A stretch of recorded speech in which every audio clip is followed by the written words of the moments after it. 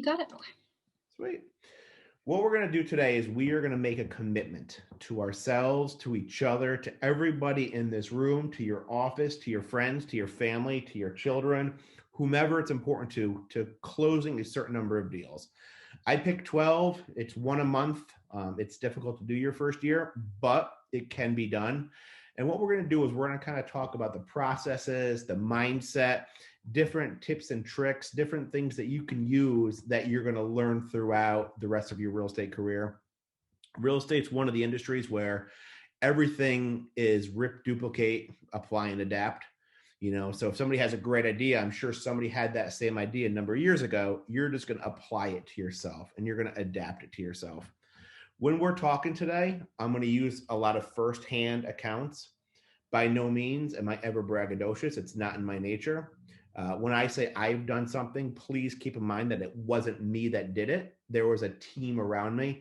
Just like a boxer, although the boxer wins the fight, his team of trainers and cutmen and nutritionists and everybody around them also takes pride in that. So I like to show this picture. It's a little bit about my background. When I first got into real estate about 8 years ago, I also owned a gym. I was the head of security in a number of places. I am covered in tattoos, full sleeves, and one of the first people that I met told a mutual friend of mine who didn't know me that I can't believe Ryan Clark's in real estate. He will never, ever, ever make it. He has too many tattoos. He works in nightclubs and he swears all the time. And goddamn that rap music too. I remember the agent. He used to work for our company, no longer works for us anymore. Not because of me. I didn't fire him. Don't worry. But I met him at our first awards banquet when I got Rising Star of the Year award. And I had the most awkward handshake in the history of handshakes with him because as I'm shaking his hand, I wouldn't let him go. And I grabbed his hand and his elbow. And I said, it's really crazy how somebody like me covered in tattoos who listens to rap music, who also works at a bar, could be, successful in this business, don't you think? And gave him that long, awkward stare. And I think he cried, but regardless, this is a picture of me and my son the day I got my black belt in jiu-jitsu. And I always ask the question, and I want this to be interactive, right? If I'm sitting here talking for 2.5 hours, it's great for my ego, but it does nothing for you, Colton. I want you to be able to interact. So if everybody could unmute themselves, I want you at any moment, anytime you have a thought, Dennis, if you have a thought that comes to your head, come out there and say it. Everybody know how to unmute themselves, by the way? Perfect. All right. So my first question is, how long does it take the average person to get their black belt in jiu-jitsu? Scott Cross. And if you've already been through this, don't answer the right answer, all right? Let's go with 3 years. This is not karate, but no. You told me not to give you the right answer. Good, Muhammad. I'm not sure about, I guess, as long as you can take. I mean, 4 years, 5 years? Okay, as long as it takes 4 years. That's more like Taekwondo. Emily, we're going to call on you. I'd say like 8 or 9 years. Okay. So it's kind of a trick question, right? And it's the same thing for real estate. The average person never gets their black belt. They don't. They quit. They quit at whatever belt is before them. They have their first injury. They have their first bit of success. And then they kind of, the wind beyond their sails gets depleted. The same question I ask is, how long does it take the average person to become successful in real estate? The average person will never be successful in real estate.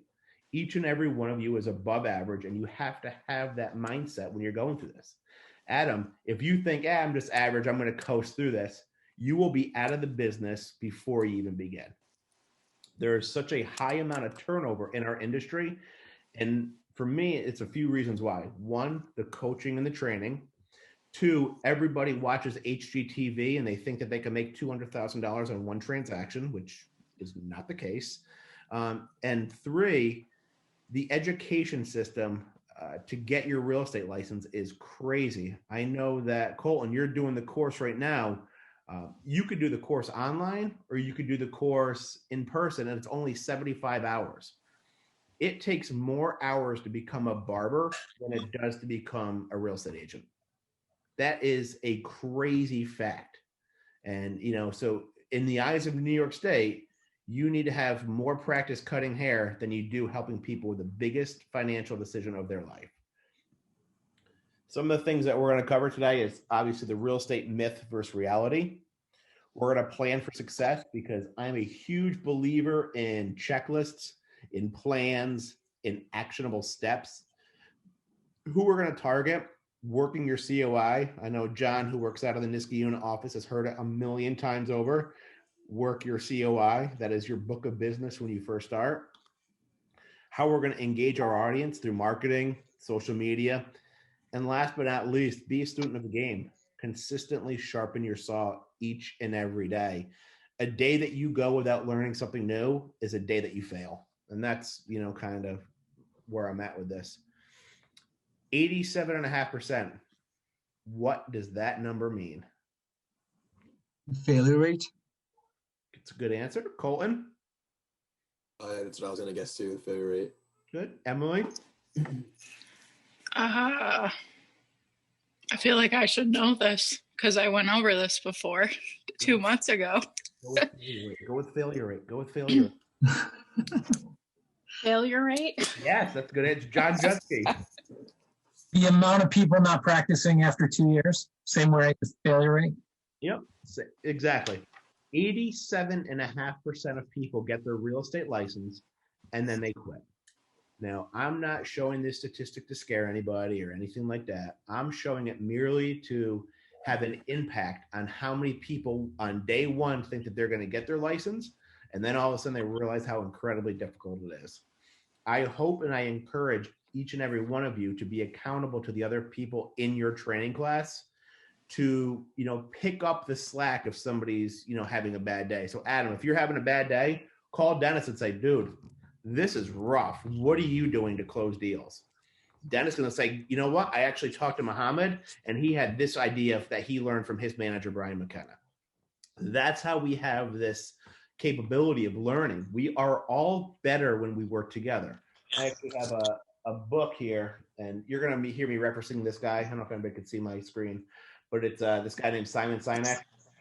He's absolutely fantastic. I'm going to drop names throughout this of people that you should watch on YouTube or read their books. And the book it's like a little short story. It just says together is better. Read through that, go ahead with it. Goal setting. All right. So Scott Cross, read me the top left corner if you could. Unmute myself. Please. People with goals succeed because they know where they are going. Earl Nightingale. Gino, go from left to right. What's the next one? She's eating, right? Yeah, I know. That's why I picked that. From the Will Smith one? Sure, that's left to right. Cool, good. Just making sure I know my directions. Success is on the opposite side of fear, Will Smith. Now, Gino has been working in the Niskayuna office for about 1.5 years, so she's earned the right, and she gives it right back to me, so I'm not picking on anybody. We're going to deal with a lot of fear, right? Joe Sullivan calls it the real estate prayer, right? Where you're going to call a prospect or you're going to go door knocking and you're going to knock on the door. You're going to take a step back and you're going to say, please don't answer the door. Please don't answer the door. That way you can go back to your manager and say, you know what? I knocked on 500 doors, but nobody answered. Success is on the opposite side of that fear. We are all in sales, each and every one of us. So we have to get over that. We are going to get rejected when we make phone calls. We used to do a thing here in Niskayuna called Money Making Mondays. And, I would encourage some of the agents to, if they got yelled at, go take a shot of Fireball, loosen up a little bit, have fun, enjoy your day, right? But it gets over that fear aspect, right? Once you get over fear, everything else is open for you. Inky Johnson says, be patient and engage in consistent activity. Be patient and engage in consistent action, right? Every single day in real estate, we have to engage in some form of marketing action. Every day. A farmer who doesn't plant seeds will not have crops the next day. You all being in sales, the day you stop farming and marketing, you are not going to eat a few months later. Our real estate sales cycle is so long. Goals in writing are dreams with deadlines. The greater danger for most of us isn't that our aim is too high and we miss it, but it's too low and we reach it, right? Michelangelo's a pretty smart guy. Vision without execution is just a hallucination. And if you want to be happy, tie it to a goal, not other people. These are all brilliant minds. I mean, Will Smith, he's funny, Fresh Prince of Bel-Air, but I like his quote. These are all brilliant people that help paint the picture of how important it is to have your goals, how important it is to do goal setting. So what this is, and we're not going to spend the time to fill it out. I have it already filled out. I'm going to email it to everybody. It's right here. All right. I will email it. Lisa will give me the roster. But the way it works is low efficiency is when you first start off in real estate. Average is kind of middle of the road, and high is a top producer where you could talk to 10 people and you can convert 9 of them. You know the industry, you know the ins and outs, you know how to handle every objection, you don't stumble over your words, you know exactly how to talk, and you know what to say.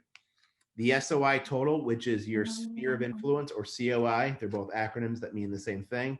We're just going to say 100 people, and that's going to be the basis. All we're doing on this sheet is we're reverse engineering the numbers. We reverse the numbers to say we want to close 12 deals. How many people do I have to contact per day in order to execute that? When you do the math, and the multipliers here was from a lady named Diane Dobbin, who's been doing real estate, I think, longer than I've been alive. So she somehow figured out these multiplier numbers. I don't know the exact math behind her and that, but it seems to work. When you boil it down, low efficiency, you have to talk to roughly 8 people a day. Average efficiency, roughly 7. And high efficiency, roughly 6. Who here thinks that they could talk to 6 people a day? Thank you, Colton. I appreciate you. Everybody else, you should absolutely call 6 people a day. I saw Dennis was kind of like on the fence with that one. And this could be a conversation, whether it's a Facebook Messenger message, a text message, a phone call, which I'm a millennial at heart, so picking up the phone. If I text you and you call me back, we're fighting. All those things. I know Adam Newell knows that he doesn't even know what a phone call is, right? So all these things are ways that we can, kind of explore our options as real estate agents. You are all in a perfect position right now. Or Adam, you can call your 10 closest friends and say, guys, guess what? Great news. I just got my real estate license. I work with an amazing manager named Scott Cross. He's one of the coolest guys in the world, aside from Ryan Clark, but he's a swell character. But you kind of go through that and you tell them, who do you know that's looking to buy, sell, rent, or invest? I'm your guy. The more you do that and the more you engage in that consistent activity is the more likely you are to succeed. So I want everybody right now to put in their day planner that by tomorrow, what's today? What time is it right now? It's 1 o'clock. By tomorrow at 2 o'clock, you are going to reach out to 10 people via text, smoke signal, email, Facebook Messenger, and you're going to introduce yourself, or at least reintroduce yourself, as a real estate sales professional. All right. I'm going to give everybody a minute to put it in their calendar, so that way I know you're doing it.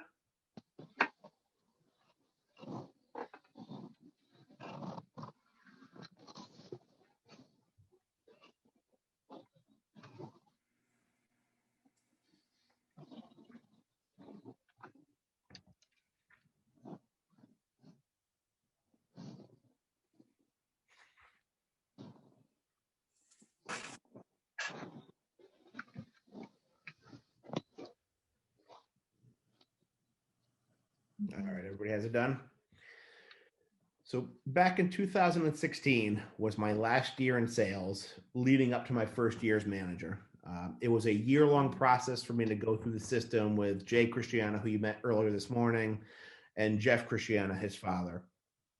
I knew that if I wanted to be manager, I would have to be the number one salesperson in my office, just from a personal mental state of mind. I couldn't have somebody else selling more houses than me, and then all of a sudden me saying, oh, well, now I'm your manager. What I did was I figured out the number of sales historically for my office. I figured out how many deals I had to close, and I basically did the same exact thing that was on our previous page, and I reverse engineered the number. So I knew I had to do 25 transactions. I knew how many people I had to contact per day. Now, if you look to the right, this was the stats from the end of the year. 25 and a half sales. A half sale is when you split a commission with another agent, you're both listing it. My point is that the numbers work if you work the numbers. I could easily fudge this. I could easily said, you know what, I'm only calling 10 people today. But I didn't. I knew what my goal was, and I knew that my destination was going beyond that. I knew exactly what I had to do, and then I wanted to execute that. So again, you're all having your packet that efficiency calculator. Put in your notes daily. Who am I going to talk to today? Put it in your day planner. These are the 10 people. Facebook has such a cool little thing where they have the green button on top of folks, so you can see who's online. So if you see somebody online at the same time you are, and you haven't talked to them in a few months, we're in a global pandemic. It is super easy to reach out to somebody and say, hey, how you doing? How's everything going? How you holding up? How's the family? I know we haven't talked in a while, but I figured now is a great time. It's going to ultimately lead into a conversation. You're going to ask what they're up to, and then what are they going to do? They're going to ask what you're up to. And then you just make reference to, I'm in real estate now. I'm a real estate sales professional. Ways that we can engage our leads, right? And again, this is kind of an overview, and then we're going to go deep into actual examples. Drip campaigns, which is essentially marketing, email campaigns, door knocking. John Jutsky and I had a conversation about an hour long last week. I was trying to eat dinner, but John just kept talking my ear off. But we talked about farming, and we talked about different ways to farm. So we're going to kind of tie into that. I'm going to give you actionable steps. My goal for this is that at the end, you have a list of actionable steps that you can do tomorrow that will lead to business the following month. You just have to be patient and engage in consistent activity. Guerrilla marketing, it's hardcore, hitting the pavement, face-to-face engagement. Don't leave until the job was done. A few years ago when we could actually go to the mall, one of the things that I did was I would go to the mall with a stack of business cards, and I would talk to random strangers. And I would explain to them, if they didn't hit me or walk away and run, that my job as a real estate sales professional is to educate the public. I'm here just to be a resource to you. Here is my business card. I would love to chat with you. And what are they going to ultimately ask once you bring up real estate? Oh, how's the market? Right? If you're in insurance, nobody cares the mortuary rate. Nobody cares the death rate. Nobody cares. It's not a glamorous industry. But real estate, everybody always wants to know how the market is. And I am going to call on, if she's not eating right now, my friend Gina Barrera. Gina, you there?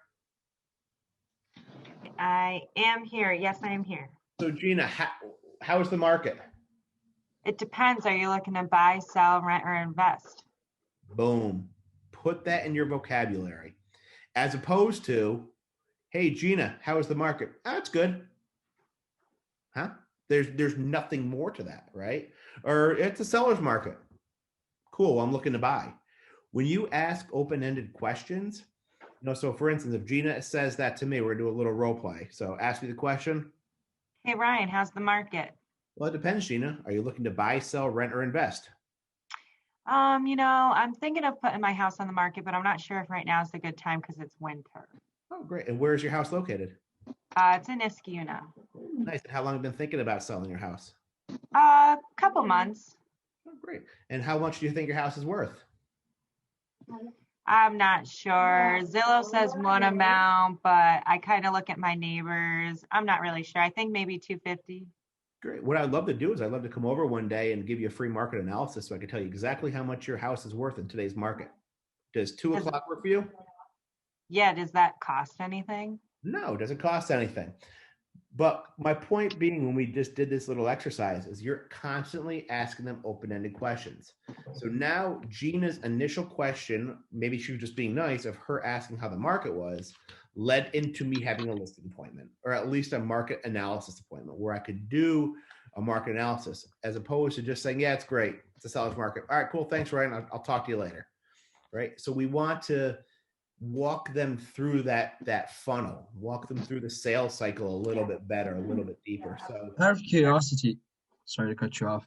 what What was was your sorry to cut you off, but what's the success rate with the mall situation, like approaching people?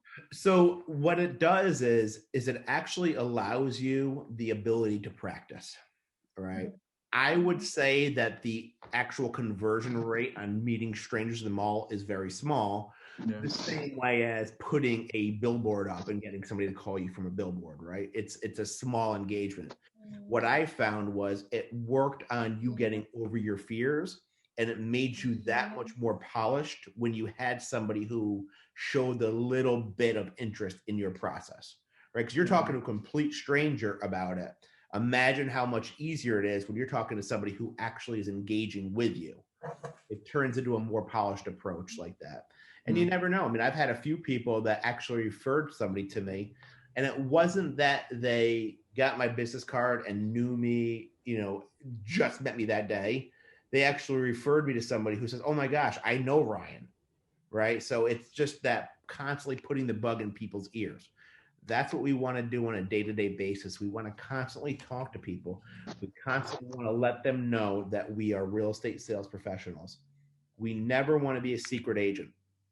We never want to have the point happen where a friend of yours calls you and says, hey, dude, you got to come over. I just bought a house.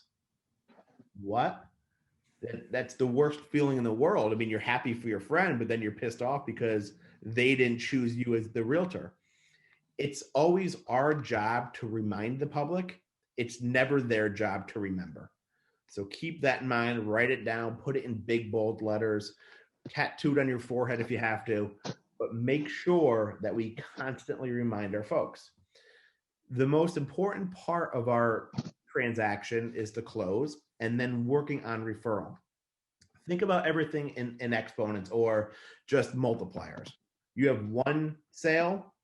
That sale could refer somebody. Now you have two. Those two could refer somebody. Now you have four. Then you have 8, 16, 32, 64, 128. And you constantly move up. And that's how you get that referral business. The only way you're going to get referral business is by having happy clients, by differentiating yourself from the rest of the pack.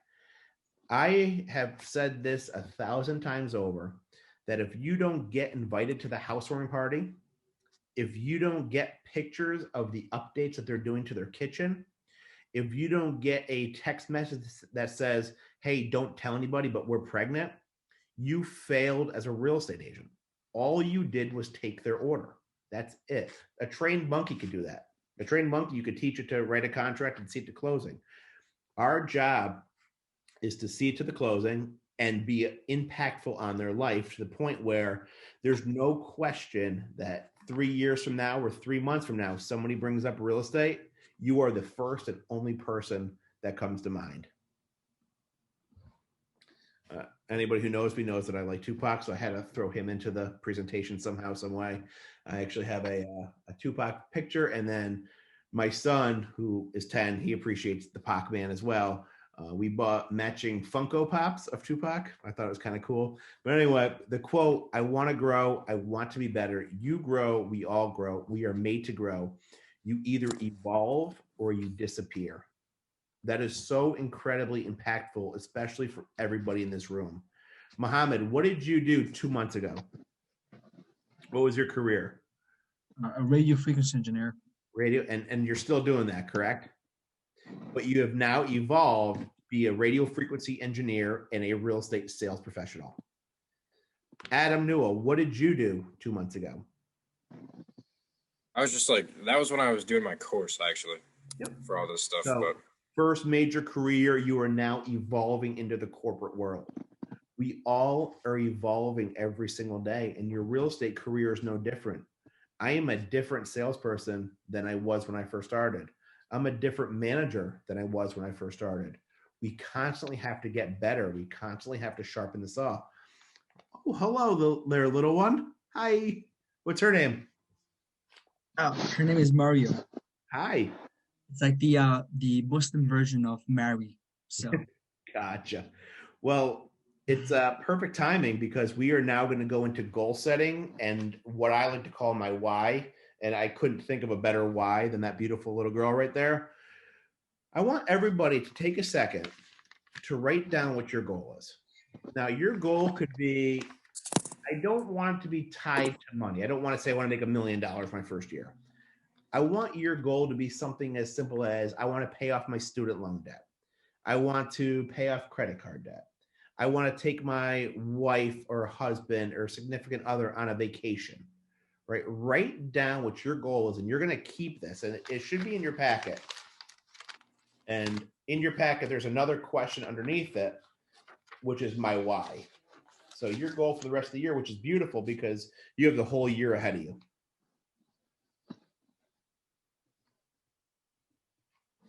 We write down what your goal is.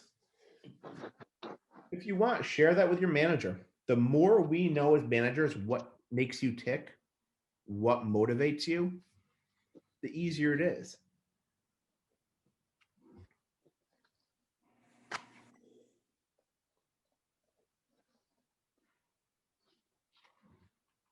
Brian, Dennis and Adam will already tell you that I've asked them both this question, and it's usually when I'm sitting down with them to go over why they wanted to be a real estate agent. One of the reasons that I asked them is why. What's your why?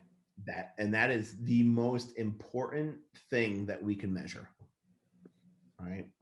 Once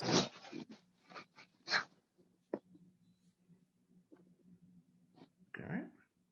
Everybody has their goal. Perfect. Now, this is set up as a PDF and not a PowerPoint.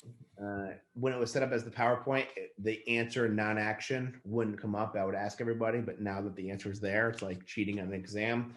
But the number one reason for failure and the number one reason for people not reaching their goal is simple. It's non-action. There's no other way you could fail except for not doing the work. You have all the tools, all the resources, all the leadership, all the accountability, anything you could ever imagine at your fingertips with Berkshire Hathaway.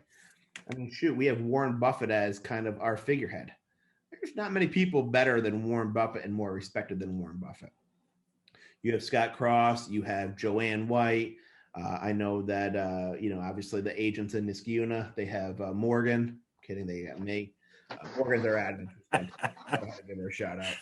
But, you have so many people. Lisa Roth, for instance, is just a wealth of knowledge. That's a Nick Colton. Colton's coming back in. I don't know if he left because he didn't like me, but I digress. He's here.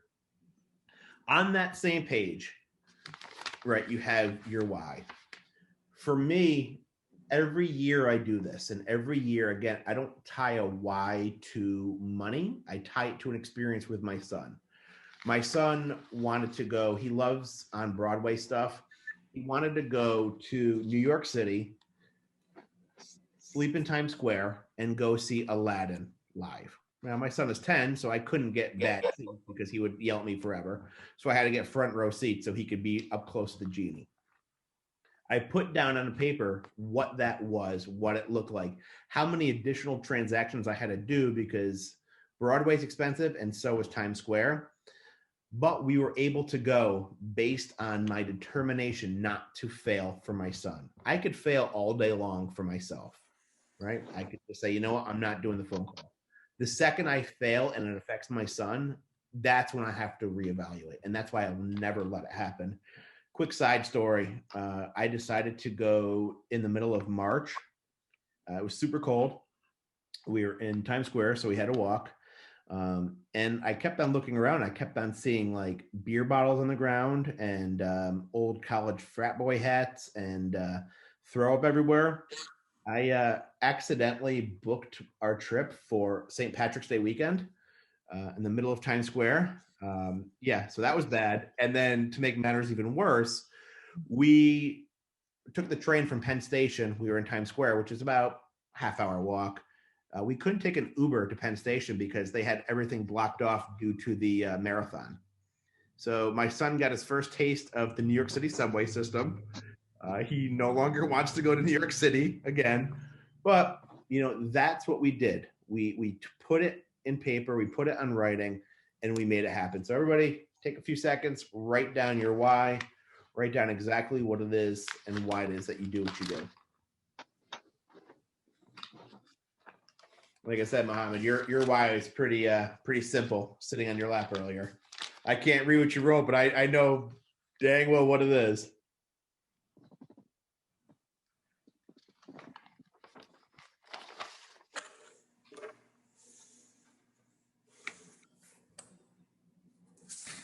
What time do I have all you two today? 2:30? Cool.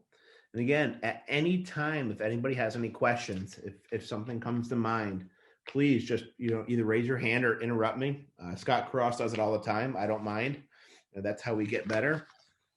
But this is going to be informative, motivating, and being an optimist. So in real estate, we have, and what I like to do is the simplistic real estate sales cycle. Prospecting and lead generation is marketing, converting your prospects to clients, and then closing your clients. When you boil it down and make it kind of simple, it's not this huge, daunting, crazy creature in front of you. You prospect and you do lead generation. You convert them and then you close them. It's super simple, super effective, but sometimes it takes a little while to massage that and be better at it. Marketing is simply reach and influence. That's all it is. The more you reach people and the more you influence them. There's a few different caveats to that. So for instance, social media. I can have a tremendous reach, but I'm going to have very, very, very limited influence. A post I have on Facebook could reach 1,000 people, but I'm not having that deep, engaging conversation. On the flip side, a personal phone call, a handwritten note, things of that, I'm going to have huge influence, but not a big reach. Think of everything that you do from here on out as lasagna. Everything we do is layered. I love food. Grew up in an Italian household. My mom's a great cook, so you're going to hear a lot of food references. But think of everything, like lasagna, right? So you have your first piece, first layer, then your second layer. If you're missing a layer, if you have lasagna, but you forgot to put the sauce on, it's not going to work. If you put lasagna in and you forget to put the cheese on, it's not going to work. Every single thing that we're going to do is going to be a layered approach. And we're going to talk about different techniques that we can use in order to market yourself. So for instance, I was talking to John the other day about geofarming, and I'm sure we're going to cover this again at the end, but to make my point, let's say you're geofarming in the 12306 area code, which is my neighborhood where I grew up. I'm going to do regular snail mail campaign to them. I'm going to also, when COVID clears up and everything, I'm going to also go door knocking in that area. I'm also going to do a geo farm on Facebook. I'm also going to do handwritten notes for the neighborhood. So now in that one little section of Rotterdam, I completely saturated that. And it wasn't just a generic cake recipe that some realtor send out with, hey, here's a cake recipe, but if you want to sell, here's my contact information too. That will very rarely work, as opposed to doing all the things I just mentioned, plus the handwritten note. The handwritten note psychologically goes so much further. You hand address the envelope, you hand address the note, they are more likely to open it than some generic postcard. So everybody put in your calendar, write down in your notes, do handwritten notes. Adam, how many handwritten notes do you have already? I have 100 of them right now, already written and everything. Wow. Waiting for my cards for this section. Brian McKenna over there in your office, Mohammed, a huge believer of handwritten notes. In fact,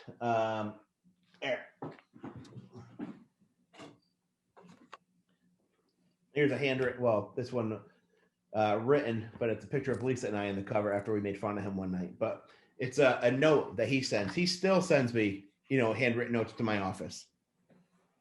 Huge, huge impact.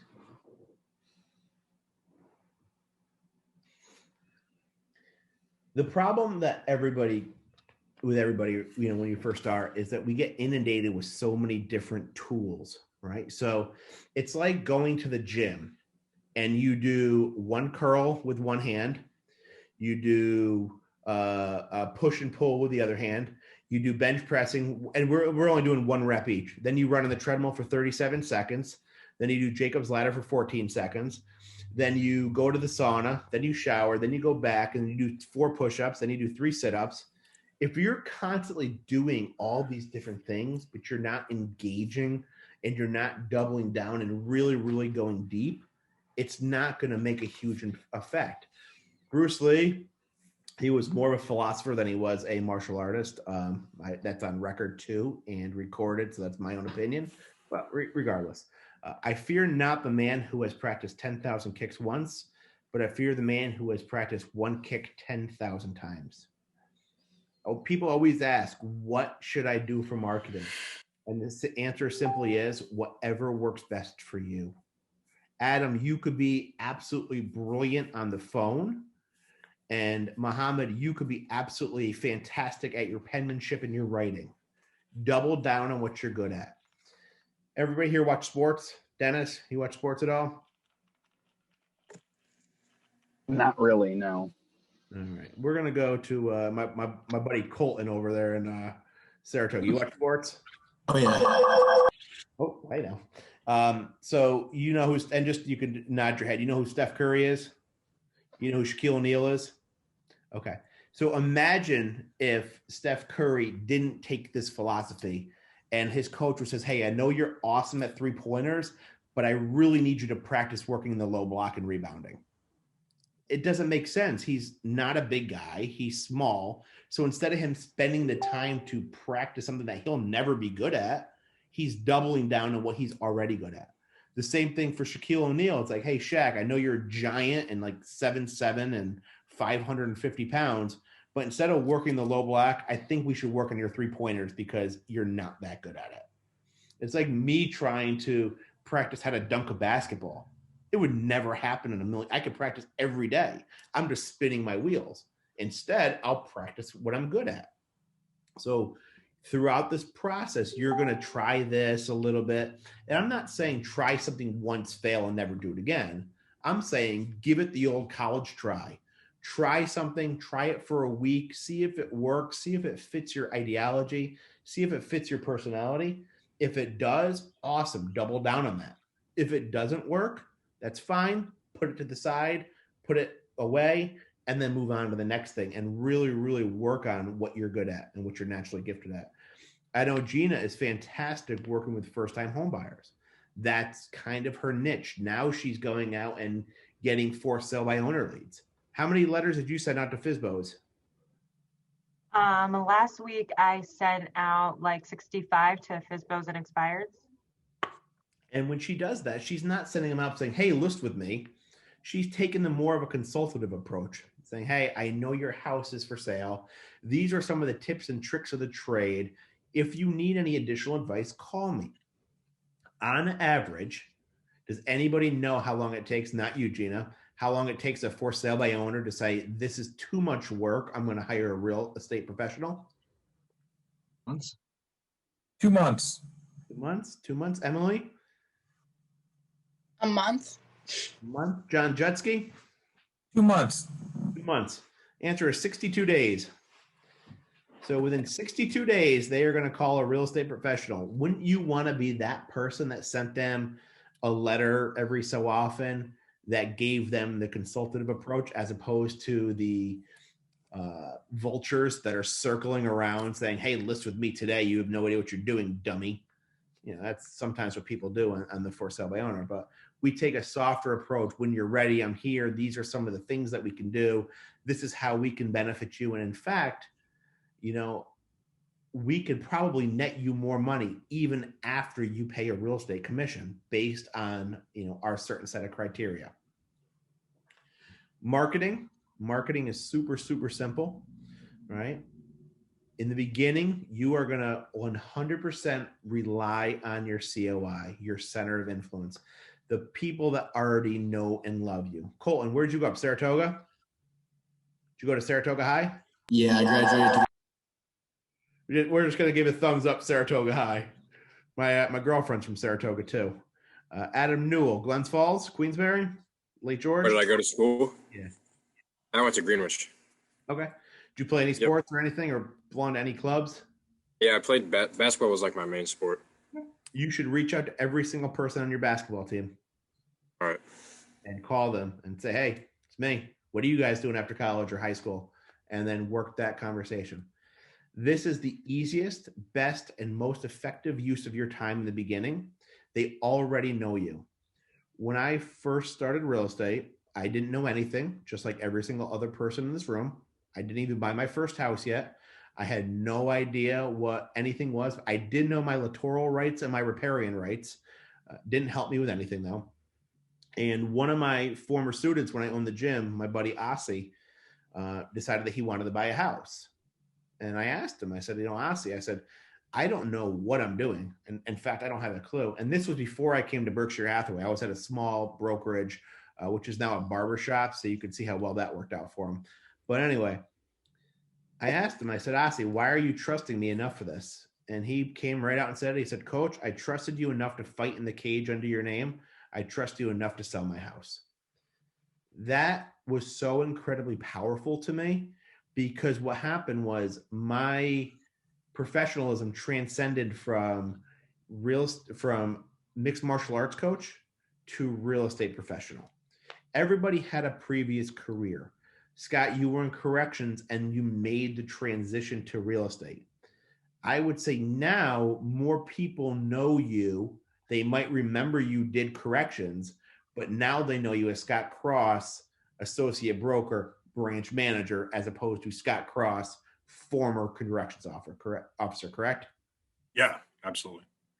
There was Takes a while, though. Takes a long time, Ryan. Long time. And again, what do we have to do in order for that to happen? Be patient and engage in consistent activity. One thing I wanted to just say before you go on, Ryan. Yeah. Gina, how many letters do you send out to your FSBOs? Do you just send one to them? I am starting up a new system. I don't do exact, because I know like Chris Donato and Todd Shimmerhorn, they're awesome with their system, sending out multiple letters, because if you ever do Joe Sullivan's trainings, he's got a statistics thing, and it's like by your 12th contact, you'll get them to like do a sale. Or, you'll actually make an impression on them. So I'm working on something like that right now. I've just been sending out like one or two.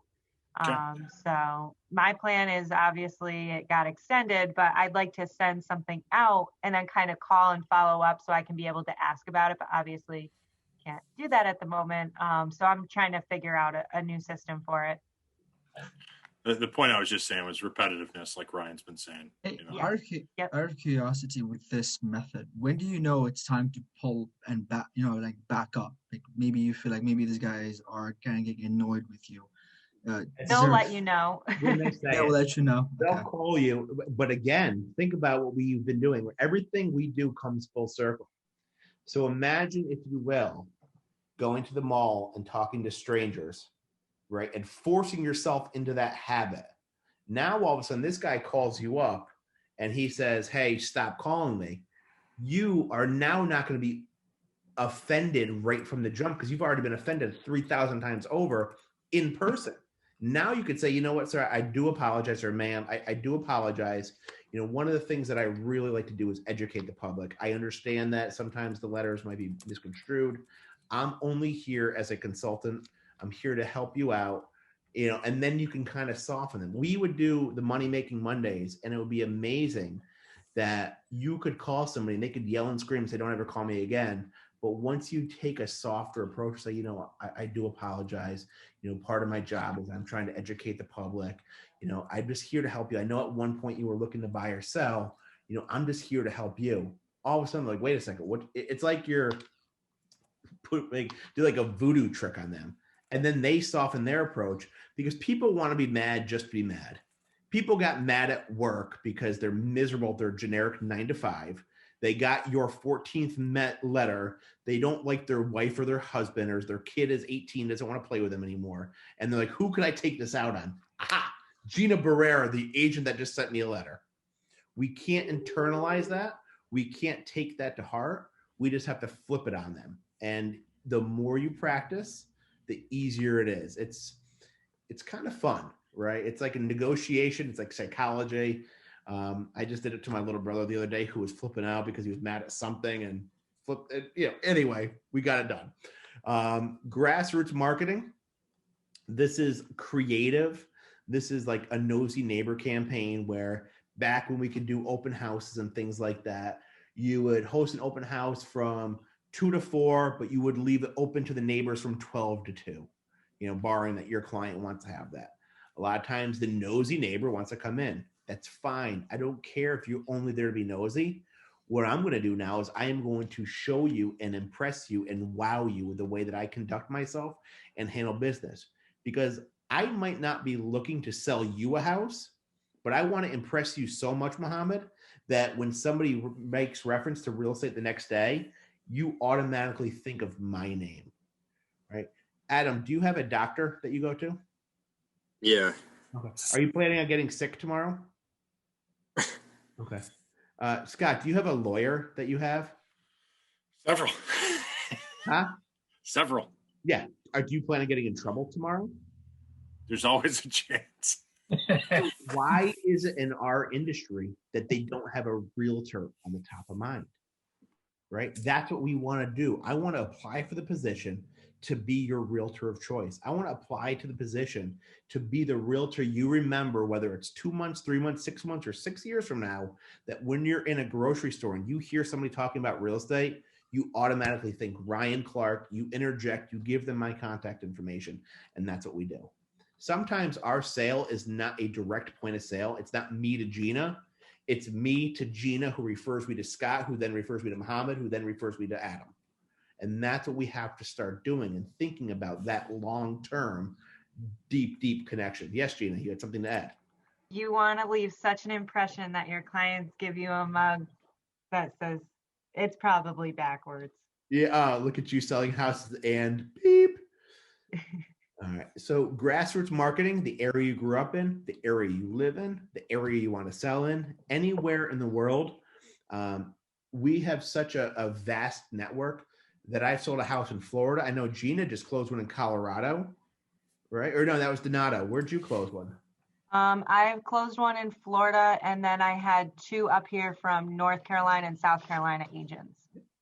My sister's moving to South Carolina. I'm getting paid a referral fee. My brother sold his house in Loudoun County in Virginia. I got a $3,200 paycheck for literally picking up the phone, having a 10-second conversation, and then 2 months later, I got a $3,200 paycheck. So our network is vast. We can do everything with that.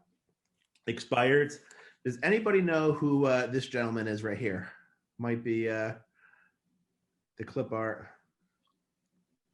No bad answers. Colton might be before your time. John Jutsky, I don't know if he's really your guy. Dennis, anybody? Emily's writing down, so that's good. He's a gentleman by the name of Master P. I don't know if anybody. Of course. Okay, of course. Who said it? I did. John, I'm sure you have Master P records in your house. But All of them. Master P, and the reason why I bring him up is he was one of the first rappers from the South, from New Orleans. He had a style that wasn't created yet with like the Lil Waynes and all these other guys. And I'm dating myself for, my 1990s rap history. But instead of him getting rejected from record label to record label to record label, he decided that what he was going to do was sell CDs out of the trunk of his car because he believed in his product so much. He was patient, engaged in consistent activity, and now he's a multi-billionaire. All right. He is an entrepreneur. He's just started another company where they are going to rival like Bugatti and all the other supercars. He's one of those things where you're going to get rejected so many times, but there's always an avenue for success. You're going to get rejected more times than not in real estate, and that's fine. If real estate was easy, we wouldn't have a 90% turnover rate. Like I said in the beginning, I'm an optimist. I don't believe we have a 90% turnover rate. I believe we have a 10% success rate. And that's the mentality that you guys all are going to be in. John Jutsky, I know you won't fail because you won't let me fail, and I won't let you fail. Muhammad, we saw on your lap the reason why you're not going to fail at this. It's that simple. Social media, we're going to talk about that and we're going to dive into it in detail a little bit. Have fresh content daily, sometimes 2 times a day. Don't be so dry, right? If I was to post market trends from Forbes magazine or from Inman News, my friends, my family would say, what are you doing that is not authentic to who you are? Right? It just wasn't my lifestyle back, 8 years ago. So you want to have a sense of authenticity in your post. You want to educate the public, but you also want to be authentic. On your personal page, this is what I like to do. 70% personal, 30% business. And then on my business page, I do the complete opposite. The reason is I want people to see my personal life, right? Pictures of me and my son or fun things or me hanging out with friends, and then a little bit of business sprinkled in. On the business page where you can do sponsored ads and geo farming and everything like that, I want to show them the business side. Then I also want to show them that I'm human. People will buy from you because they like you. That's it. Case in point, what I said earlier, I was not the best salesperson in the world. In fact, it was my first transaction, but my friend liked me so much that he trusted me. Once that happens, then you could start working and honing in your craft. Center of influence. What was that? Well, I thought somebody said something. Center of influence. Did everyone get the handout with this in it?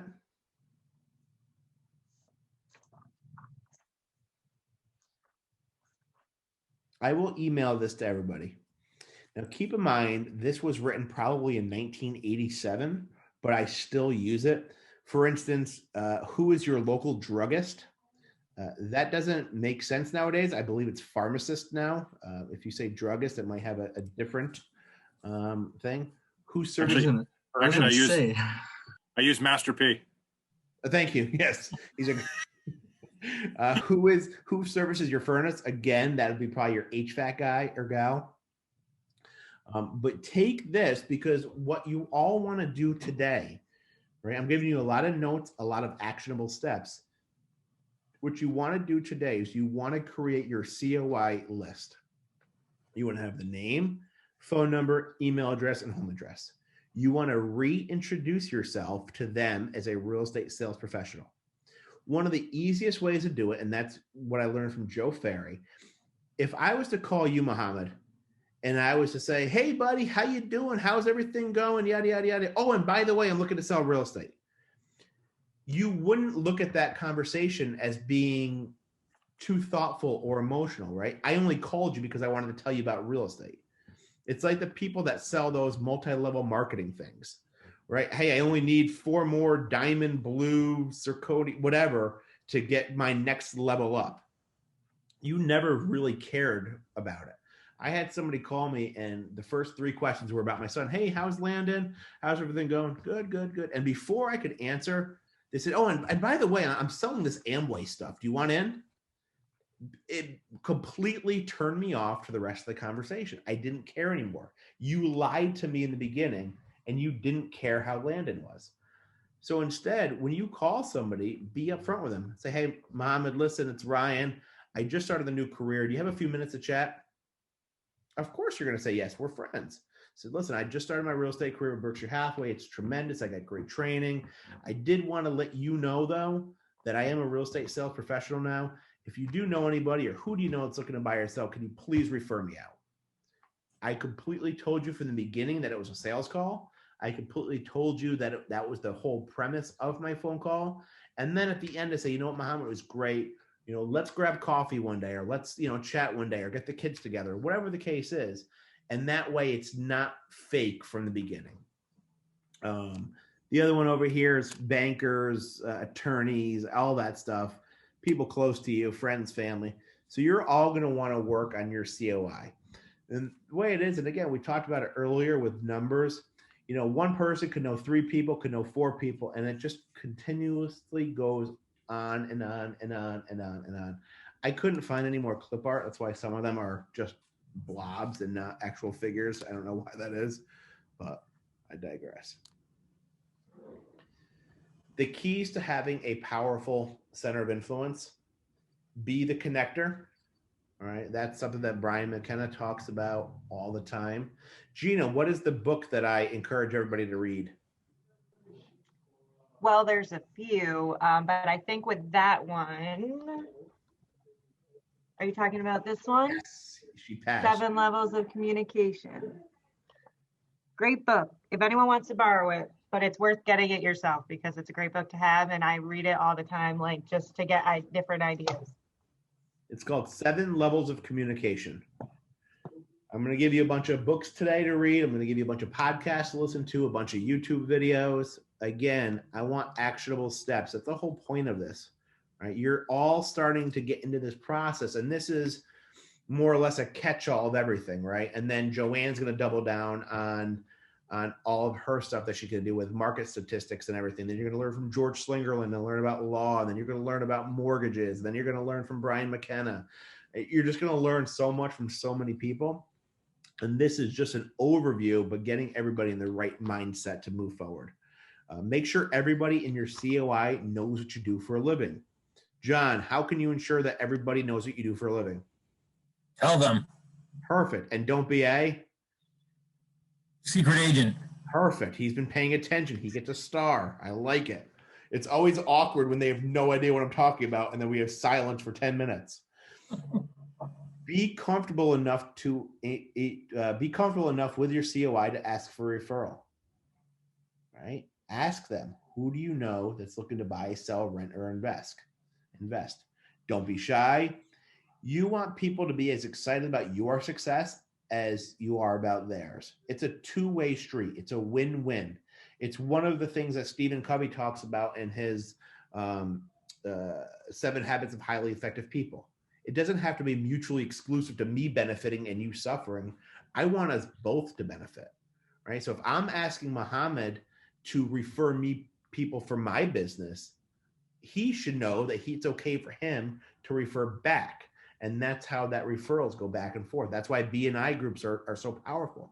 We used to do every Friday morning or one Friday a month. It was myself, a home inspector, an insurance guy, and an attorney would get breakfast. And we would share leads back and forth. Say, hey, listen, I'm working with this one guy, boom, boom, boom. Or, hey, I'm working with this one person that they use an agent, but the inspection fell through. They're actually looking for another agent because their agent's awful. Call them up. Right? And that's the way to work through all of that. Ways to build your center of influence: meet people in the industry, insurance agents, lawyers, divorce attorneys. A divorce attorney is amazing. You can meet somebody who's going through a divorce. Not that I wish it upon anybody, because I went through it and it's not fun. But as a real estate agent, it's amazing because not only do you get the sale of their house, but if you do a good enough job, you might get the purchase of the husband's house and then the purchase of the ex-wife's house. So you can get 3 transactions from one. Sometimes you might even get 6 transactions because for all you know, they could have divorced because there's somebody else there. That person might want to sell their house because they want to buy another house with the person they were having an affair. And it just exponentially, you could have one divorce attorney give you 1 lead that turns into 6 transactions. Mortgage reps, home inspectors, contractors, pest control companies, stagers, roofers, electricians, carpenters, everybody in the business that works on referral. Also, you can ask them for a referral. Brian McKenna talks about it a lot, and I don't want to steal his thunder, but if I've given, let's pick on somebody new. If I've given Emily 6 leads, it's okay for me to call Emily and say, hey, Emily, listen, my kids are starving because I've given you 6 leads and you haven't given me anything. Who do you know that's looking to buy, sell, rent, or invest? And it's going to prompt her to say, you know what? I actually was talking to somebody the other day. Let me reach out to them. You know what, Emily? Do you mind just telling them that I'm going to call them and give me their contact information? Sure. Right? Put it in our hands to reach out to them. People that have similar interests with us: softball leagues, bowling leagues, chess clubs. I guess there's a game called Cornhole where they have cornhole leagues and all that stuff. If you like that stuff, join a social media group that's designated for cornhole. I guess there's my buddy messaged me the other day. It's a Albany Cornhole Club or something like that. If you have similar interests, people are more likely to use your services. Just like in the martial arts world, Everybody knows who I am. They knew me as an instructor. I also started the Cage Wars company that does the fight at the casinos. So every single time there's an event, my real estate gets showcased. I closed a house with the help of one of Scott Cross's agents out in, Fort Edward? And it was to a martial arts friend of mine. It was a friend of a friend who called me up and said, "Hey, you sold Secor a house. That I want to buy a house from you now." And that's how the referral works. Community outreach events, local happy hours. Obviously, we can't really do that. Go to the mall, hand out business cards, networking groups, Chamber of Commerce events, B&I groups. A lot of these groups are now on Zoom. A lot of the groups now will allow you to attend for free. You join, you do the B&I group, you introduce yourself. They're really good at not having more than one of a certain profession. So if you join a B&I group, there's only going to be one or two realtors. They're not going to have 7 realtors all comprised of the same B&I group because it'll never happen and you can't refer a business to other people. Go to the same places daily and become active in the community. Let them know what you do for a living. Joe Ferry and Ed Hirsch from my office would go to Gershon's every single day. Every day they would go to Gershon's. In fact, they have their own table at Gershon's. I went after them one day and I overheard somebody just randomly talking about real estate. And just like clockwork, the waitress came out, handed them Joe's card and said, "If you're talking about real estate, this is the guy you have to call. He is the best real estate agent." And she gave him raving reviews without him even being there. And I heard it firsthand. It was amazing to see. Last but not least, Adam Newell, what does it say at the bottom? Don't be a secret agent. Perfect. So now everybody has in your little booklet about your COI and your commitment to your COI. So I want you to write down commitments. It could be creating your list of 100. It could be creating your list of 100 and sending out 10 handwritten notes per week for 10 weeks. What are some of the things you could do? Another one that I did when I was selling more was I would go to a barbershop in my hometown. My buddy owned the barbershop. And I told him that I want my face, business card, or a little marketing blurb in the mirror. So when people look at themselves and their haircut, they say, "Oh, is that Ryan Clark, Shelma High School?" And it's just that constant reminder. And I've gotten business that way from somebody who I went to high school 21 years ago. Yeah, 21 years ago, who now is going to buy a house from me because they remembered me from high school. And they saw my marketing in Paulie's barbershop. So write down your commitments to your COI.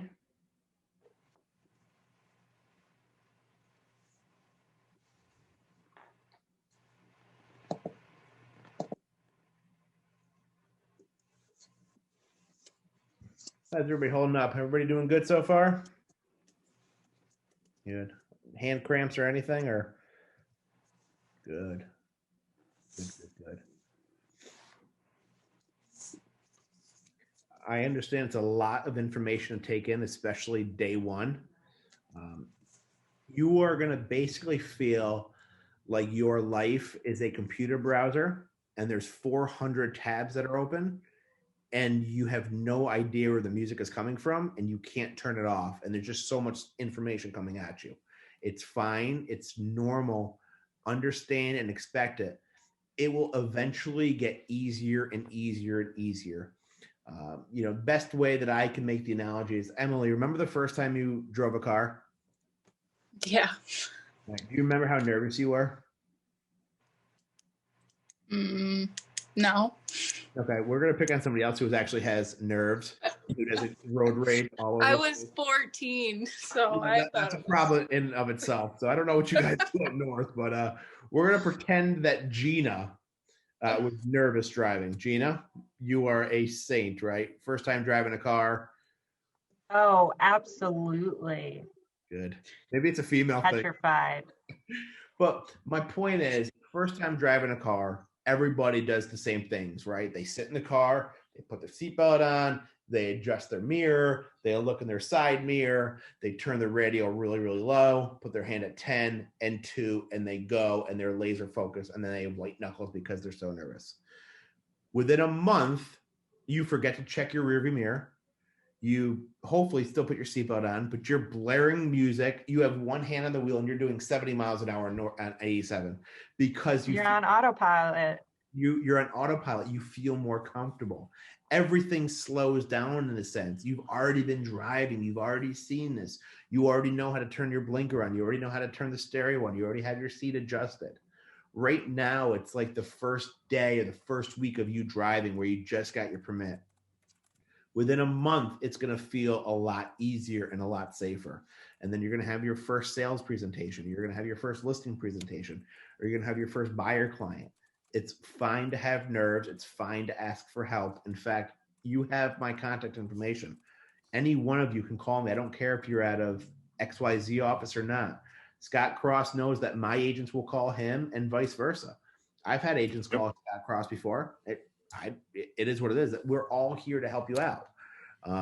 Adam Newell, my number's there. If you can't get a hold of Scott, or you want my take on something, Scott and I talk almost every single day. It's fine to ask for help from other people. So group breakout, increase your COI, grassroots marketing. And this is just really, really innovative, unconventional, low-cost marketing approaches to help you gain influence and reach as a realtor, right? Influence and reach, we talked about that earlier, is marketing. Boiling it down, it's just the two words, influence and reach. So key points about grassroots marketing. We're going to have Adam read the first one. Instead of using only one approach to marketing, understand that marketing combinations will give you the biggest return. Right. What food group did we talk about that expresses that, Adam? Lasagna. My man. Perfect. John Jutsky, number 2. Instead of thinking, what can you take? Think of what can you give in the way of free information to help customers and prospects. People don't want to feel like they have been sold. And who brought up an example of this free content that's going to help them through the finish line? Dun, dun, dun. Gina Barrera, Fizbos. Oh, sorry, what? No, I'm just saying this ties into you when you were doing your Fizbos and you kind of give them some content to have leverage on. Scott Cross, the third one. It is, instead of investing money in the marketing process, you invest time, energy, and imagination toward cost-effective approaches. All right. John asked me the other day about Zillow, and I'm not going to berate or belittle Zillow because this is being recorded, but the money that they want you to pay for leads that are recycled, you could allocate those funds a lot easier and a lot cheaper by doing low cost effective approaches. Right. And we're going to talk about farming. We're going to talk about that grassroots marketing a little bit. Let's see who we have next on my little list. Mohammed, you're muted. Instead of trying to make one thing sale, be dedicated to making long-term relationships, create deeper bonds, relationship building versus transactional. We discussed this earlier. We were talking about, a trained monkey could write an offer, right? We want to be a relationship agent. We want them to call us. We want to get invited to the housewarming party. There's a slide at the end where it shows the power of the housewarming party. Gina, last one. Don't ignore technology. Instead, embrace it. Understand that with technology comes change. It's inevitable. No one cares that it's always been this way. We call it the that syndrome. We were in conference last year, and you're going to have people all around you. And I strongly encourage you to remove them from your life. The negative folks, I know it's easier said than done, but when you get to be my age, I can cut people off without a problem. The people that won't work. I've done that before. It doesn't work. The that syndrome, right? You want to just completely remove them. And then you're going to have the conversation and people are going to say, you know what, Ryan, you've changed. Absolutely, I have. I've evolved into a different person and a better person. I still know who I am at my core, but I have evolved. Each and every one of you are going to evolve. The same buddies that I hung around with 20 years ago, I barely know. It is what it is. We've all changed. We've all gone different directions, and it's okay. And part of that change is embracing different things. This is embracing technology. You know, by show of hands, who really likes Facebook? Nobody. Nobody likes Facebook. It is, but it's a necessary evil. It is our marketing plan. My last slide, it basically asks the question, what holds more value? Your dislike for Facebook or your like for money? Because they can't be mutually exclusive. You have to be able to embrace the social media and all the change, and that will literally lead into money in your pocket. So some of the grassroots marketing, and this is just ways of you thinking outside of the box, right? We want you to be as creative as possible. The old thing that Gina talked about earlier with rip and duplicate, this was done by other agents. I think we should rip, duplicate, apply, and adapt it to us. So Colton, if people know you and you have a certain personality, Scott Cross. Yes. Nick Nedelku. I love his Instagram. It's funny. It's quirky. If anybody isn't friends with him on Instagram, please send him a friend request, or I think that's how, or follow him. It's like super, super funny stuff. He has the cover of the movie Gone in 60 Seconds, but he superimposed his face over Nicolas Cage's face, and the caption was, "I can get your house sold in under 60 seconds." It's funny. People like it. He's got a lot of engagement. Yeah. That's what you all should kind of be getting around to. So, you know, the first one is the key. It says, we said yes to the address. It's a key. You can make one of those at any one of the spots and then take a photo with your folks. Free house or free pizza with a purchase of a house. I think that's kind of cool. I would rather tacos, but that's me. And then you're going to get into the situation where you have a very, very difficult house, right? There's certain things we can't do. We can't pick up a house and move it to a different location. It's impossible to do so, right? So if you look in the background, it says quiet neighbors. Across the street is a cemetery. So now what they're doing is they are taking the objection, oh, you're by a cemetery, and they're putting it on the forefront. I know you're going to tell me that it's by a cemetery, but you know what? The benefit of that is you're never going to have any neighbors across the street. You're never going to have any loud people across the street. You're never going to have any new buildings across the street. You are always going to have this little slice of heaven where it's nice and quiet. And you took that negative and you completely done a 180 and turn it into a positive. And that's the optimist and being optimistic approach. This is one of the things that I would do when I was an agent.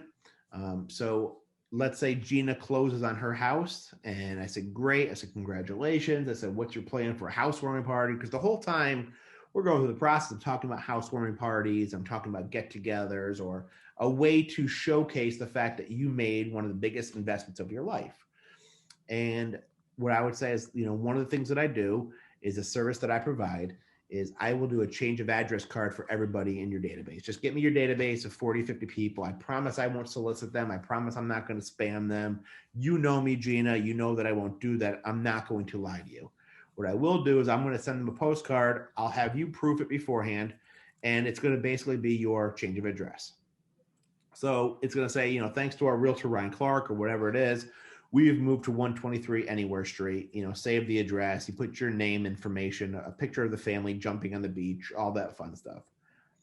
What's going to happen is, and it's, again, part of that lasagna and layered approach, when you get invited to the housewarming party, now it's not the first time meeting these people. They're going to meet you. Your friend or past client is going to introduce you as, oh, this is Ryan Clark. He's our real estate agent. Then they're going to say, oh my God, you've been on my refrigerator. Nice to finally meet you in person. I'm actually looking to sell my house too, or my aunt's looking to sell my house too, whatever the case is. And what we're doing is we're constantly using our previous clients, our future clients, and we're layering our sales tactics in order to make that easiest and most efficient. I would obviously take better photos than this grainy looking one with a random photo here, but you can go to like Vistaprint or anything like that, and you can, generate and create your own. Or I believe there might be a template. Gina, you would know better than I would on like the Resource Center for something along these lines. We're just going to say maybe. I'm not sure if there is exactly, but I mean, they're pretty easy to mock up and you just play around with it, make it your own. All right, perfect. So now group breakout session 2. What grassroots marketing techniques, what are you going to do? What are you going to commit to that you are going to generate business for tomorrow? I'm going to give everybody 2 minutes and go. Be creative, think outside the box. We've talked about COI. We've talked about everything. Now, what are you going to do to really, really double down?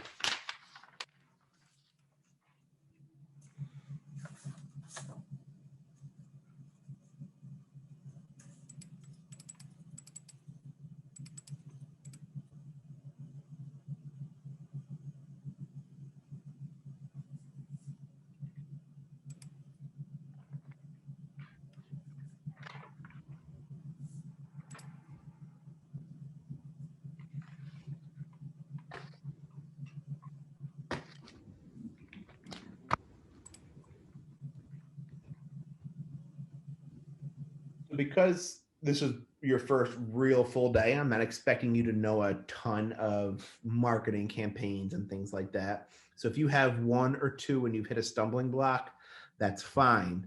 Talk to your managers, talk to other agents in your office, use them as resources for how you generate business. Call up here at the Niskayuna office, 518-388-9111, and just ask Morgan or admin, who's in the office today? Introduce yourself and say, can I talk to them? I don't care if it's Joanne Adamak, Claudine, Gina, Barry. They'll take your phone call, and I guarantee they'll have a conversation with you about what they do to generate business. Right? You can call Clifton Park and do the same thing. You can call Glens Falls and do the same thing. What I'm going to give you today is a little free sample. This is what John Jutsky and I discussed. So think about the mindset of somebody who bought a house 5 years ago. Right? Think about, a bachelor or bachelorette who bought their first condo 5 years ago. Now they're looking at upsizing. They're looking at starting a family. It's hard to start a family in a 2-bedroom, 1-bath, 1,100 square foot condo on the 4th floor in Saratoga. You're going to want to look in the MLS, and you're going to want to look at people who have purchased houses 5 years and back, 4 years and back, whatever number you put on that. And then what you're going to do is you're going to see if those houses have been resold.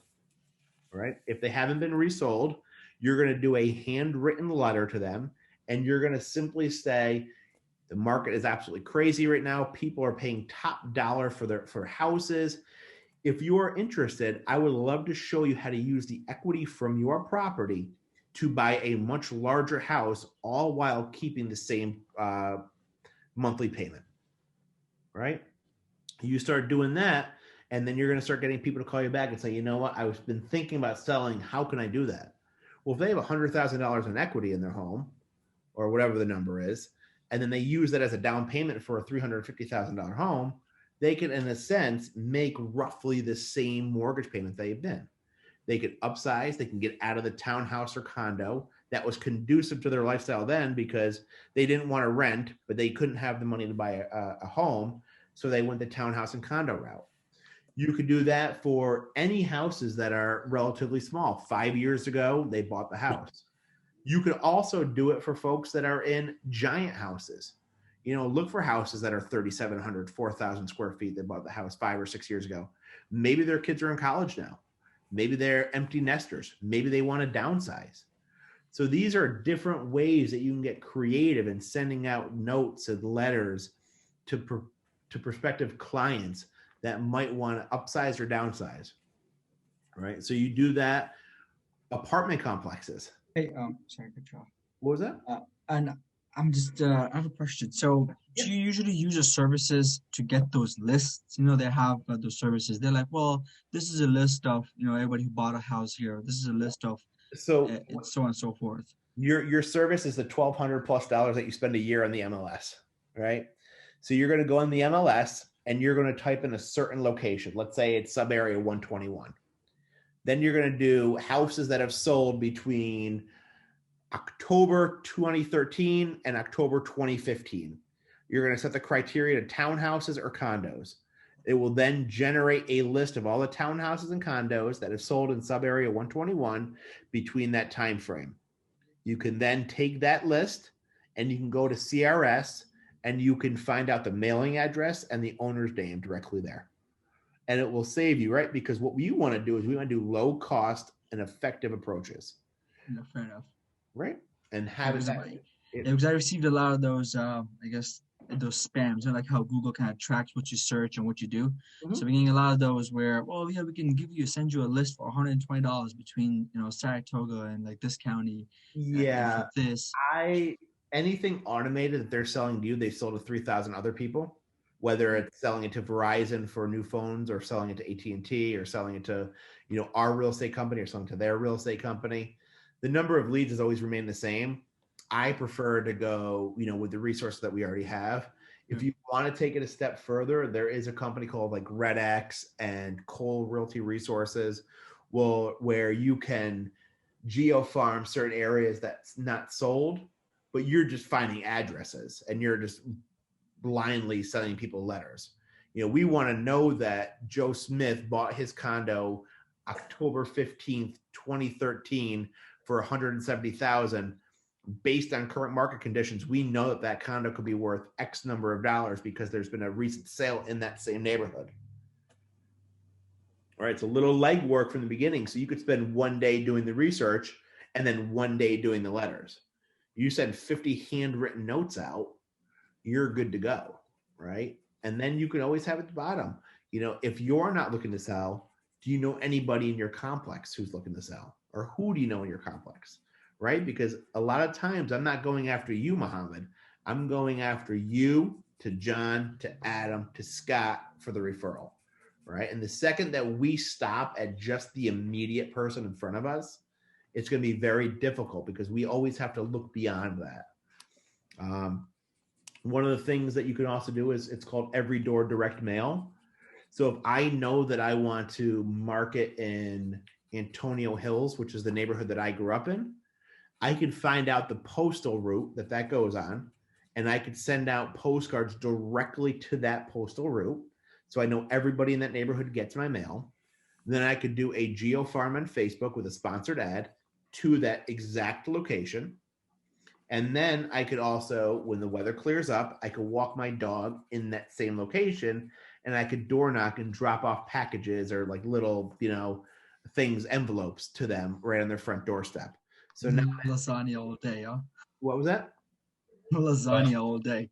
All day. Everything is layered, right? You're never going to be the best athlete in the world if you just work out. You have to work out, eat right, and practice, right? Every single thing in life is layered. When you, did you have to get a degree, I'd imagine, to be an engineer and all that stuff? You didn't learn one subject, did you? You had to learn everything and then apply it when it was needed. It's the same exact approach here. It's 2:09. I'm not going to keep you past 2:30 because I'm not that mean, especially on your first day. And I don't know, it's starting to snow. And we're going to chat about social media. Does anybody have any questions about, Paragon and how to look up addresses and things like that? And does that make sense, Colton, for you to look at people that maybe want to upsize or downsize? All right, we're gonna call Dennis because I think Colton's on his cell phone for audio and computer for video. Yeah, it makes sense. I understand. Perfect. Awesome. All right. So social media, it's a necessary evil. It is what it is. We have to utilize it. It is always going to be the elephant in the room, right? It's not. Now it's becoming traditional. Before it wasn't really traditional, but the big players in social media are obviously the Facebook, the LinkedIn, Instagram, Snapchat, Twitter, YouTube. There's a new one. It's called Clubhouse. It's only for iPhone users, but it's gaining a lot of traction. 6 out of 10 buyers are Generation X or Gen Y, which also makes up the biggest users of social media. So the most amount of people per group that's on social media are also buying 60% of the houses. All right. So your audience, we always have to find out where our audience is. If I'm selling cowboy boots, I am not going to a Master P concert, right? That's not the audience for that. If I'm selling cowboy hats, right, I have to go where my audience is. So the basics of social media, and again, I'm talking to this group. I know that everybody understands it, but don't be scared. You're never going to break the internet. That's first and foremost. And Google, YouTube are your friends. Spend a few minutes every day and Google or YouTube how to sell real estate. Follow people. That's how I found Inky Johnson. When I first started in real estate, I had 0 transactions under my belt. 0. I didn't start with anything, but I knew that I had to learn. So I remember sitting, which is my office used to be like a little bullpen area, but it's not my office, and I moved the bullpen over.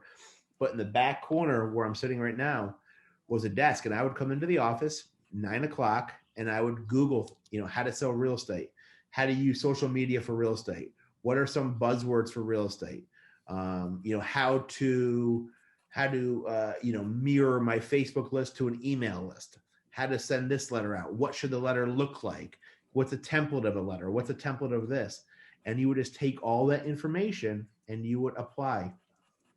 One of the most important things that I've ever learned, and this was from Joe Ferry, you want to start your day at the office and you want to end your day at the office. Now, because of COVID, going to the office is obviously difficult. But I will tell you with 100% certainty and 100% accuracy, if you try to do real estate from home, you will fail, right? Unless you have a designated area in your home in which it's designated for work only, not work with a TV there so you can watch Judge Judy. When I first started, again, I worked at a smaller brokerage before I really wanted to make this a career. I would always tell people, yeah, I'm working from home today. Working from home consisted of me playing Madden for 4, 5, 6, 7 hours a day. I was a ranked player. I was phenomenal at Madden. I had 0 sales. My phone would ring and I would say, I don't know the number. I'm not picking it up because I'm in the 4th quarter of a heated battle. I'd call that person 10 minutes later. Hey, Ryan, it's me, Mike from high school. I was looking to buy a house, but you didn't pick up, and my girlfriend got really anxious, so she called somebody else. Hope all's well, bud. You lose the sale every single time, right? So start your day with real estate in mind and end your day in real estate in mind. You have the flexibility and the luxury of not working a traditional 9 to 5, but it's on you to make that 9 to 5. Must do's, post at least 1 time a day. Be top of mind to everybody. You want to post in the morning, right? While everybody's getting ready for work. And you want to make sure that you ask engaging questions or have some sort of engagement, right? Have a call for action. If you're posting something on Facebook, put a picture. Again, you're not going to have any sales, Adam. You don't have any listings, right? You have nothing. So post a picture of an old Tudor style home and a picture of a colonial style home and say, which house do you like better and why? Right? Now you're getting engagement. You have a call for action. You're going to have 10 people respond. Don't just all at once reply to everybody, because what that does is it takes the algorithm, puts you to the top at one time. What you want to do is you want to answer the first person, wait a little while, half hour, 45 minutes, then answer the second person. Every time it regenerates that thread and puts it to the top of the algorithm of people's news feeds. So your one post that you do at 8 o'clock in the morning could live on for 12 hours if positioned accordingly and rightly. So again, have call for action. Don't just share something. If I post an article, don't just share it without putting a blurb. Nobody will ever open the link and or read it. So if I'm posting a blurb about interest rates or mortgage rates or this, I give a little Cliff's Notes version, a little summary. Hey, interest rates are super, super low. That 3.5% or 2.5%, whatever the number is. Right now is a great time to buy. Who's interested in hearing more about this market, right? The who's, the what's, the where, the when, the whys, the open-ended questions. 70%, to 30%. Share success stories, right? You're not bragging by any stretch of the imagination, right? We're the only industry that has our faces on our business card, some of which from 20 years ago, but I digress. It is what it is. The platforms that you want to use, Instagram, which is photo-based, Facebook, which is more interactive. For more business stuff, use LinkedIn, but have something engaging. Adam, do you have Instagram? Yep. What's your Instagram name? _ Adam Newell _. Okay, cool. That tells me absolutely nothing about your career. John Jutsky, do you have Instagram? I think I do. I think you. That's a terrible answer. I do. No, I don't. you said you I should. just started. You only have one shot, buddy. I do. I just started. All right, perfect. Emily, do you have Instagram? Yeah, I do. What is your Instagram name? Emily Inman _ real estate. Beautiful. Have you taken this course before? Yes. Perfect. So now Emily Inman, every time she comments, posts, shares, likes, does anything on Instagram, puts something to her story, it is the subtle reminder that she is a real estate agent. Right? Now it's she no longer is going to post something and people say, oh, cool. Who's Emily Inman? Oh, that's right. She's the real estate agent from up north. Right? So everybody should have some sort of cool real estate handle or underscore on their name. So Adam, I wasn't beating you up, but so it should be Adam Newell will sell your house, or Adam Newell knows homes. Something fun, something easy, something simple, right? So that way people will constantly know, and you could comment or like a friend's page that another friend is on that doesn't know you're in real estate, and then all of a sudden they could see, like, Adam Newell, the kid from high school that played basketball, he's a real estate agent now? I'm looking to buy my first house. I'm going to call him up. He was the best point guard Greenwich has ever seen. Wouldn't pass the ball, but he was still good. Good. All right. My last question, and it was what I said earlier. Do you love success more than you dislike social media? If the answer is yes, you'll commit to it. All right. So everybody has on their sheet their commitment to social media, I believe. I think so. If not, put it on there. But just commit. Commit to changing your Instagram handle. Commit to creating a sponsored or a business page for your Facebook. With the business page, you can do sponsored ads. Sponsored ads are fantastic. Sponsored ads are amazing because you can use it as a marketing tactic. If I'm going, Dennis or Colton or anybody, if I'm going to a competitive listing presentation and John Dritchke is the guy listing it, and I talk to John and say, John, one of the other things that I do that sets me apart from everybody else is I have a business page for Facebook, but I also allocate a certain number of marketing dollars so I can target the areas in which I think your house is going to sell. Your house is at XYZ neighborhood. What I'm actually going to do is I'm going to target to those New York City buyers that are coming up here because everybody wants a little slice of that country living. Your house is on 5 acres. I think it's perfect for a New York City buyer. I'm going to market it right now down towards New York City. The marketing dollars on Facebook is so incredibly inexpensive right now that you should all be taking the time to not only market a specific property, but also sponsor yourself on there. And don't just say, hey, it's Dennis. I'm a real estate agent. Here's my page and my business card. Have something engaging on there. Have a call for action on there. Have something on there that's going to engage and entice the audience to want to connect with you. Because all they're doing is reading your 2 sentences and seeing your name or seeing the post that you put.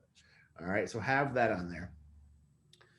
We have 10 minutes left. This is my contact information. Again, I told you I like lists, so I'm going to give a few lists of things, and these are from people smarter than I am because that's the easiest way to get education is by reading or from learning from other people. All right, so the Simon Sinek guy that I was talking about earlier, his 10 rules for success. All right, and again, if anybody wants these, I could also print them out to them or email it to them. And number 1 is pursue your vision. You've all done that so far. You're pursuing your career in real estate. Measure momentum. All right. Sometimes in real estate, we want to measure sales, which is a very, very difficult thing to measure in the beginning, right? Because you're only going to have a limited number of sales. Instead, I want you to measure the momentum moving forward. Measure every single thing that you do, measure the contacts that you've had, measure everything. Be a giver, know your destination. So real quick, if I was to tell Adam, go from here to there, right? So if I tell you, Adam, go from the corner of the room you're in to the corner of the room that you're in right now in a straight line, right? You could do that. But if I tell you that, if I tell you, and then all of a sudden, if I don't give you the destination, right? If I say just go in a straight line, but I don't give you the final destination and I put a desk in front of you, you're going to stop at the desk. As opposed to me telling you, I want you to go from here to there. Once that desk or roadblock or obstacle comes in front of you, you're going to go around it and go there. Your GPS will constantly reroute you when you want to go to a certain location. It doesn't say, hey, you took a wrong turn, just stop because you're lost. It will reroute you. So that's what you guys all have to do, is know your destination and know you're going to get rerouted. Learn from creative people. There's a number of us in the company. Be open to the unknown. Try new things. Be open to it. Have balance. Work-life balance is the most important thing. When I first was offered the job as manager, I was sitting in a room with Jay and Jeff Christiana, and they said, congratulations, we want to offer you the role. And I said, it's fine and all. I said, but here's my thing. As you probably all know, my reason, my why is my son. He's my world, my everything. And I told him, I said, it's great, but right now I have the flexibility of making my own hours. I have the flexibility of coming and going as I please. I said, with all due respect, I don't care if my son has a potato sack race or a finger painting competition. If I'm manager, do I have the ability to leave for those things? And Jeff Christiana looked at me in the face and he said, Ryan, if you ever miss anything for your family because of work, I'm just going to fire you. Powerful stuff right there. So understand the work-life balance. Understand that you're going to have your clients that are going to call you, but set limits and set parameters. Turn followers into leaders. This is one of my favorite things. Each and every one of you has the ability to turn people around you also into a leader. You should all be leaders in your own office. Gina has been a tremendous leader in our office. Chris Donato has been a tremendous leader. Scott Cross started off as an agent just like I did, who became a go-to person in the office, which is ultimately why he is now the manager. We love it when people are leaders, right? Don't talk over us, but Gina, I've given her free reign to do all classes. She's taught classes for me. It's absolutely amazing to watch the agents then become leaders. 7 Habits of Highly Effective People. It's a great book by Stephen Covey. And what you're going to do is you're going to see a lot of similarities, right? Be proactive. Begin with the end in mind, right? Very similar to knowing your destination. Put first things first, right? Understand what you have to do. Think win-win. We discussed that earlier for me to win, Muhammad doesn't have to lose. It doesn't have to be mutually exclusive. We all can grow and learn together. Seek first to understand, then to be understood. Synergize. And again, my favorite, sharpen the saw. My last list, last but not least, is from our fearless leader, like way up high in the food chain of Berkshire Hathaway, this gentleman by the name of Gino Blefari. You should all look him up, Gino Blefari. He's an amazing, amazing person. Got to meet him a number of times over at conference and here locally. Practice gratitude, work on a positive mindset, meditate. I love meditating. Quiet the self-deprecating thoughts, right? The negative thoughts in your head. Be kind to others and perform acts of kindness. Quiet your inner critic and don't downplay your success. So with that being said, we have 5 minutes left. Does anybody have any questions, comments, concerns, anything they want me to email them, anything along those lines? What was that book again? Was that 7 levels of communication, or which book is it? 7 levels of communicate, or right? 7 levels of communication. Is that what it was? Is it Michael Mayer, right? Mayer. Yep. Okay, great. And then there's 7 Habits of Highly Effective People. Okay. Yeah, I have like books all over my house and toilet, and I keep on reading like 4 or 5 different books at a time. Leaders Eat Last by Simon Sinek is a great one. Extreme Ownership by Jocko Willink is a great one as well. And Never Split the Difference. Yeah, I did read that already. Yeah. By Chris Voss. Yeah, that's a pretty good book. Who's Speaker Broke? No, I said that's a good book. Oh yeah. Never the difference. There's a master class that he has, which is fantastic. And then I will be seeing everybody once we go over working with buyers. There's a whole system that we have of engaging the buyers right from the get-go, having them sign all the disclosures, and how to walk them through the process to it, not only a successful closing, but also to successfully getting referrals. Anybody have any additional questions? Perfect. Well, it was an absolutely amazing time meeting you all. I know you're all going to have tons of information going your way. You have my information. You have Scott's information. I wish you all success, and I will see you in a few weeks. Have a good day, everybody. Thank you. Thanks a lot.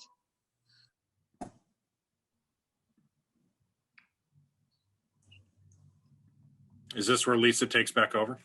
I don't know. I'm gonna stop sharing real quick, and I'm gonna stop recording.